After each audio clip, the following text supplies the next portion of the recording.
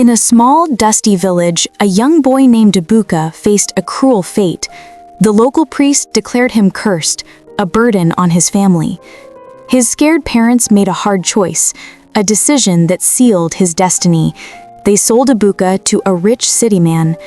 Chief Obinna lived in Enugu, a bustling city full of noise. He bought Ebuka, seeing only a cheap servant. Ebuka was just 19, small for his age, but very strong. He worked tirelessly, driven by a deep sadness. His master, Chief Obinna, was never kind. He often shouted harsh words at the young boy. "You are useless," just like they said. Chief Obinna often looked down on him. These words cut deep into Ebuka's heart. Ebuka dreamed of a better life, a life free from abuse. He wanted to escape, but saw no possible way out. Other young boys arrived after him, stayed a few years, then left. Chief Obinna usually settled them after 3 years. But for Ebuka, there was no talk of freedom. He felt stuck, like a bird in a tiny dark cage. He often wondered if the priest was right all along. Was he truly cursed, doomed to this hard life? Then, a bright light entered his world. A spark of hope. Her name was Chioma, and she sold goods at the market. Chioma had a kind smile and eyes that truly saw him. She didn't care about his rags or his sad story. They met in secret, sharing quiet moments. Ebuka felt joy for the first time in many years. He fell deeply in love with Chioma, a feeling so strong. She loved him back, and they dreamed of a future. They talked about a simple life, a small home of their own.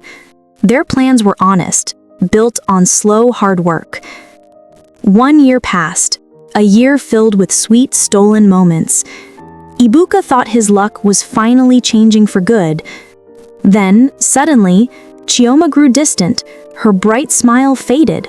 Something felt terribly wrong between them. She delivered the news with a cold, hard stare. She was marrying someone else, a very rich man. "I can't wait for a curse," Chioma stated cruelly. "You're poor, Ebuka, and you always will be." Her words struck him like a powerful blow to the chest. The only light in his life had just vanished. Ebuka felt entirely broken, his heart crushed and bleeding. His dream of love turned into bitter dust. His desire for freedom changed into something dark. He now wanted revenge, a fierce fire in his soul. He wanted to prove them all wrong, especially Chioma. He would become rich, no matter the cost. Years passed slowly, adding wrinkles to his young face. Ebuka was now 25, still working for his master. He was hardened by life, bitter and full of anger.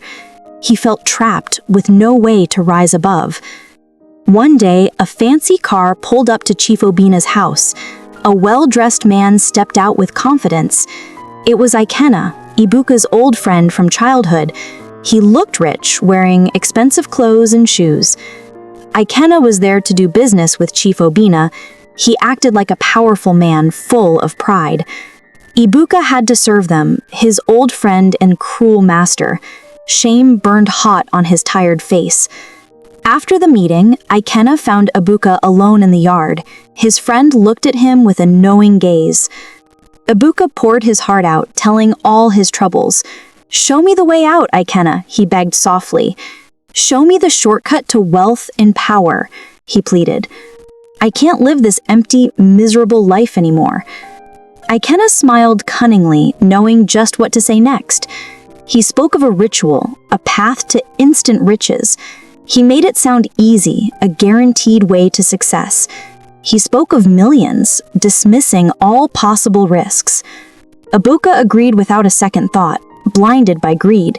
He would do anything to get back at Chioma. Days later, Ikenna took him to a secret, dark shrine.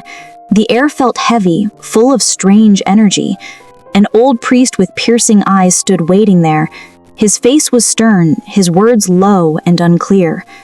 The ritual was long and strange, full of chants. Ebuka felt a strange power enter his very being. The priest then told him he would be a billionaire. He had achieved great wealth, just as he wished. But then the priest spoke of a terrifying price. He must never marry or have any children. You must stay away from women entirely, the priest warned. This is your life now, alone with your riches. Ebuka was shocked, but his greed was stronger. He pushed down the fear, thinking only of money. He soon became richer than he ever dreamed possible. Businesses flourished, money flowed freely into his hands. He bought fancy cars and huge, beautiful houses. He wore the finest clothes, sparkling with gems. He even bought out Chioma's struggling husband's firm. He mocked him openly, showing off his new power. He made sure Chioma saw his grand success clearly. He was no longer the cursed poor boy she left behind. He felt invincible, like no one could ever touch him. 2 years passed in a blur of luxury and pride, yet a deep loneliness started to consume his heart. His weakness for women, his need for connection grew. The priest's warning started to echo loudly. One night, alone in his grand mansion, he made a choice. He ignored the rules and slept with Chioma. Chioma, who had left her husband because he became poor. The next morning, he awoke to a world of darkness. He opened his eyes, but saw absolutely nothing. He was completely blind, plunged into endless night. Fear gripped him, a cold hand around his soul. He rushed back to the shrine, begging the priest for help.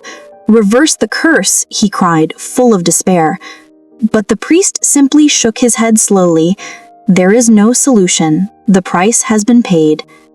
His wealth quickly vanished, like smoke in the wind. Banks seized his assets, leaving him with nothing. His rich friends disappeared, leaving him utterly alone. They offered no help, only empty excuses. Ebuka became a blind beggar on the bustling streets. He shivered in the cold, begging for a few coins. He suffered greatly, mocked by those he once knew. The streets became his cruel final prison. One day, tired of endless pain and loneliness, he gave up. He ended his life, finding peace in the silence. Was he truly cursed from birth, destined for sorrow? Or did he curse himself by choosing a path of greed? That's for you to answer. If you like videos like this one, please make sure to like, subscribe, and share.